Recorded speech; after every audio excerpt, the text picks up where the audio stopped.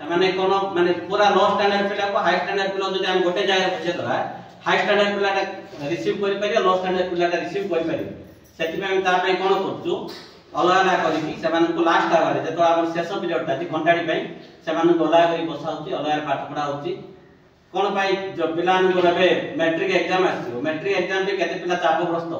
माने किछि पिला पाठ बुझी की किछि पिला पाठ न बुझी की पाठ बुझले जा पाठ बुझुची से कोन होची मा कोन फॉलो करि पारिबी से टेंशन होची जा पाठ बुझनी वर्ष सारा पढी पाठ बुझनी मींस कोन 7 मास 8 मास खाली से एन्जॉय करी सरे दी आउ जो मासे 2 मास ता हाथ रे मासे 2 मास रे मासडी होची फेब्रुआरी 20 हमरो एग्जाम आरंभ हो मार्च 4 रे सरियो से पई से कोन करची आ ता मुंडो काम करे एबे जो प्रकार हम प्रेशर पकुछु ताको कोन कहै घंटाडी माने से पिला घंटे देढ घंटा पाठ सुनिया पे ताकर पेशेंस नै